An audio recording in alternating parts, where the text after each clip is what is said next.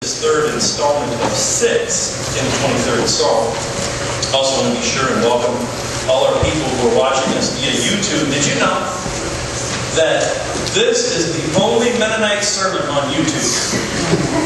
Isn't that amazing? You go and do a search on YouTube, Mennonite sermons, SMC is there twice, or 3 times a day. So welcome all the YouTubers. We are in the 6th verse. I shouldn't say the 6th verse. We're in verses 3b and 4. And if I would have to pick a verse or two from this section of 6 verses in Psalm 23, it would have to be these 2 verses. These are the verses that are always mentioned in the movies. These are the verses that talk about us bravely facing our fears with a God who has our back. Not with just one big stick, but with 2 big sticks to protect us and to get comfort from. Now we're going to get there and talk about those sticks a little later. But first, I need to share a moment of honesty with you. And I want you to share something with me. How many of you as little kids were scared of the dark? Little kids, you were scared of the dark? How many of you as big kids are still scared of the dark?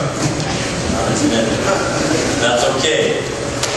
This morning, I hope that we can learn that even though it's still scary to be in the dark, it's still scary to go through the valley, this morning I hope that you can come to realize that the Good Shepherd is with us and will go with us through the valley and through the darkness. Now, fill in the blank number 1. There are quotations before the fill in the blank. And I'd like for us to read that together. If you have your outline of this little guy right here, you can see it up top too. Let's read what's in quotations together. He leadeth me in paths of righteousness for his name's sake. And then fill in the blank. Where God guides, God provides. Where God guides, God provides. It's very interesting to note. The Good Shepherd guides us where? Where does He guide us? Where does it say? In paths of righteousness. Did you notice? It doesn't say He will lead us in paths of convenience. He will lead us in paths of luxury. He will lead us in paths of happiness. It doesn't say that anywhere. No, it says righteousness. Why? Because He is the Good Shepherd. And we had a very stimulating conversation this morning in Sunday school about how God's name is riding on His promises to us and that we are carrying that out. And so He's leading us in paths of righteousness because God is a good God and God is the Good Shepherd. Now, please note too, Jesus is never referred to in the Gospels as the fun shepherd, or even the easy shepherd, or the on-demand shepherd. He's known as the Good Shepherd. And so that Good Shepherd will lead us in paths of righteousness. He will lead you on the way that is right because His reputation is riding on it. And in order to do that, in order for us to make it on the path of righteousness, He needs to provide us with a few things. Where God guides, God will provide. And that's what we're going to talk about for the rest of the time. Let's read together fill in the blank number 2 in the quotations. Together, yea, though I walk through the valley of the shadow of death, I will fear no evil. Let's fill in the blank number 2. Though death is near, I will not fear. Though death is near, I will not fear. We just established that we're going to be on the path of righteousness. But what does the path of righteousness look like? Does the path of righteousness have light shining down on it? It's illuminated all the time? It's a beautiful place to be? Yes, sometimes. There are other times when the path of righteousness is really dark. In fact, there are times when the path of righteousness is scary.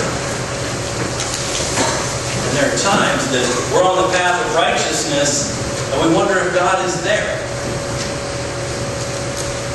And even sometimes when we're on the path of righteousness, we can get on a detour. And we can kind of get off the path of righteousness when we follow maybe the faulty shepherd. And that path of righteousness can sometimes take us to dark places, like the valley of the shadow of death.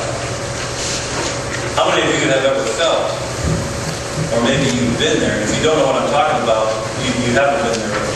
How many of you have ever been in the valley of the shadow of death? I know there are a few people here who have felt like that. Who have felt like they've walked through the valley of the shadow of death. Now you're here, so obviously you made it through. I will never forget one time in particular that I felt like I was in the valley of the shadow of death. For those of you who have been here for a while and were enormously entertained by the goose story, that wasn't really the valley of the shadow of death. That was the valley of the shadow of the broken ribs. This was more death. This is the bear story. I took a group of youth several years back on a mission trip to Alaska. You go on a mission trip to Alaska. There's unsaved people in Alaska. There's service to do in Alaska. And we went there and we worked for a week and a half, and then we had a day off where we could go exploring.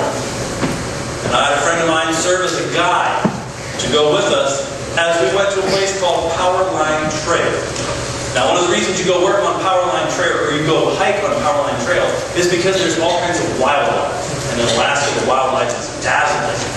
But we got to Powerline Trail, and I saw there were signs about bears.